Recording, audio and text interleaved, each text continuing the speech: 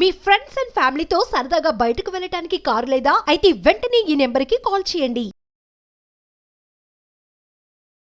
ప్రేక్షకులకి మీ రామచంద్రమూర్తి నమస్కారాలు. ఇవాళ ఈ వీడియోలో నెక్స్ట్ 3-4 మంత్స్లో బాగా పైకి వెళ్ళే స్టాక్స్ ఏమున్నాయి అనేది టెక్నికల్గా చూసుకుంటే టాప్ 5 కంపెనీస్ మిడ్ క్యాప్లో ఏమున్నాయి అనేది ఈ వీక్లో ఈ వీడియోలో చెప్తున్నా. అయితే ఇది కేవలం ఒక ఎడ్యుకేషన్ పర్పస్ మాత్రమే. మీరు కూడా 1-2 సార్లు ఆలోచించుకొని ఇన్వెస్ట్ చేయాలనుకుంటే చేయండి. ఎటువంటి నా ఒత్తిడి లేదు. ఓన్లీ ఒక ఎడ్యుకేషన్ పర్పస్లో మంచి కంపెనీస్ ఏమన్నా ఉంటే సజెస్ట్ చేయమని చాలామంది అడుగుతున్నారు కాబట్టి ఒక నెక్స్ట్ 3 to 6 మంత్స్లో బాగా పైకి వెళ్ళే కంపెనీస్ ఏమున్నాయనేది చెప్తున్నాం. సో ఇది మీరు ఎడ్యుకేషన్ కిందే తీసుకోవాల్సిందిగా కోరుచున్నాం. అలాగే ఇప్పుడు ఫస్ట్ కంపెనీ ఏంటంటే Punjab national bank. Punjab national bank present 107-105 రేంజ్లో ఉంది.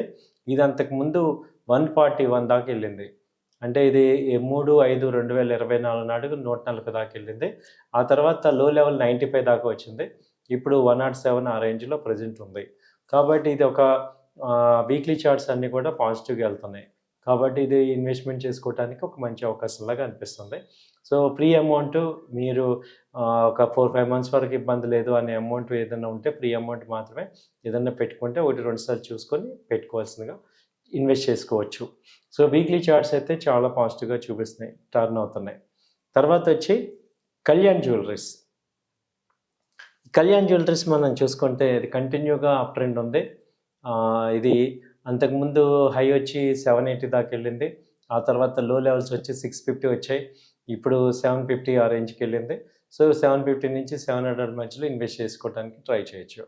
ఇది ఆల్ టైమ్ లో తీసుకుంటే అంతకుముందు 31/5/2024 నాడు ఇది 1 year బ్యాక్ 8 months బ్యాక్ తీసుకుంటే ఇది 385-400 దగ్గర ఉంది. ఇప్పుడు ఆల్మోస్ట్ టూ టైమ్స్ వచ్చింది 400. సో ఇదేంటంటే కళ్యాణ్ జ్యువెలరీస్ మన నాన్ స్టాప్గా పెరుగుతున్నాయి రేట్లు ఇవన్నీ కూడా. ఫండమెంటల్గా కూడా ఎస్టాబ్లిష్ అవుతున్న కంపెనీ ఇది. సో మంచి గ్రోత్ రేట్ అది కనపడుతుంది. సో ఇది కళ్యాణ్ జ్యువెలరీస్ టెక్నికల్గా పాజిటివ్ చూపిస్తుంది. సో ఇది టార్గెట్ ఇప్పుడు అరౌండ్ చూసుకుంటే ఇది 750 ఆ రేంజ్లో ఇన్వెస్ట్మెంట్ 700 ఆ రేంజ్లో చేసుకోవచ్చు. టార్గెట్స్ వచ్చి 850-900 దాకా ఛాన్స్ ఉన్నాయి. తర్వాత వచ్చి ఐఆర్ఎఫ్సి. ఈ కంపెనీలో చాలామంది ఇన్వెస్ట్ చేశారు. హయ్యర్ లెవెల్ ఇన్వెస్ట్ చేసి బాగా ఇరుక్కున్నారు. ఇప్పుడు అది హయ్యర్ లెవెల్ వచ్చి 220 దగ్గర నుంచి ఇప్పుడు 136-140 దాకా లో లెవెల్ వచ్చింది. ఇది 25/10/2024 నాడు వచ్చింది. అక్కడి నుంచి ఇప్పుడు తీసుకుంటే 160 ఆ రేంజ్లో ఉంది ప్రజెంట్. సో ఇది ఈ 20 పాయింట్స్ గ్యాప్లో 150 నుంచి 160 మధ్యలో బయింగ్ చేసుకోవచ్చు. టార్గెట్స్ వచ్చేది 220-200 దాకా ఉంది. కాకపోతే ఇది ఒక 6 months నుంచి 8 months వరకు వెయిట్ చేయాల్సి ఉంటుంది. స్లో ప్రోడక్ట్ కంటిన్యూగా వీక్లీ చార్ట్స్ పాజిటివ్గా ఉన్నాయి కాబట్టి ట్రెండ్ అప్ ట్రెండ్లో ఉంటుంది. సో 3-4 months కంటిన్యూగా వెయిట్ చేయాల్సి వస్తుంది. ఆ తర్వాత తీసుకుంటే హిండాల్కో. హిండాల్కో వచ్చి హిందుస్థాన్ అల్యూమినియం కంపెనీ. సో ఇది అంతకుముందు ఇప్పుడు 750-770 దాకా వచ్చింది. ఇది 11/10/2024 నాడు.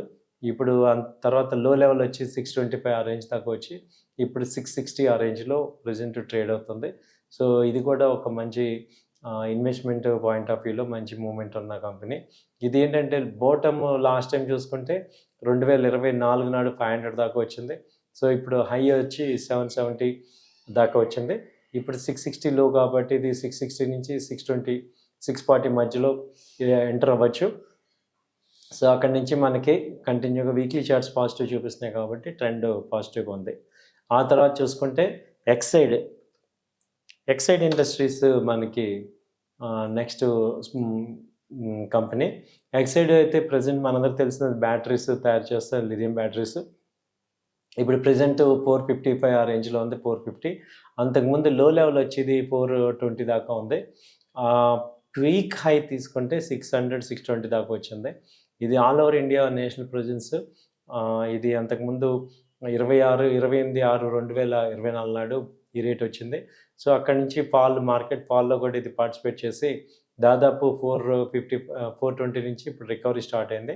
సో 455 ఈ రేంజ్లో మంచి వీక్లీ చార్ట్స్ అన్నీ కూడా పాజిటివ్ చూపిస్తున్నాయి. సో ఇక్కడ ఇన్వెస్ట్ చేసుకోవచ్చు. మళ్ళీ ఏదైనా డిప్ వచ్చినప్పుడు 420 ఆ రేంజ్లో రీఇన్వెస్ట్మెంట్ చేసుకుంటే మంచి టార్గెట్స్ వచ్చే అవకాశాలు కనపడుతున్నాయి. సో ఇవండి అన్నీ మిడ్ క్యాప్లో ఇచ్చాము. సో కాబట్టి ఎందుకంటే తక్కువ ఇన్వెస్ట్మెంట్ ఎక్కువ టైము ఆర్జన ఉంటే బెటర్ అనే పాయింట్లో ఇచ్చాము. కాబట్టి మీరు కూడా 1-2 సార్లు ఆలోచించుకొని మీ యొక్క ఫైనాన్షియల్ కండిషన్ బట్టి నెంబర్ ఆఫ్ షేర్స్ తీసుకోండి. అలాగే స్టాక్ మార్కెట్ అనేది రిస్క్ రివార్డ్స్ 2 ఉంటాయి. కాబట్టి రెండింటిని చూసుకొని తట్టుకుంటే కానీ మనం ప్రాఫిట్స్లోకి రాము. థ్యాంక్ యూ అండి. నమస్తే.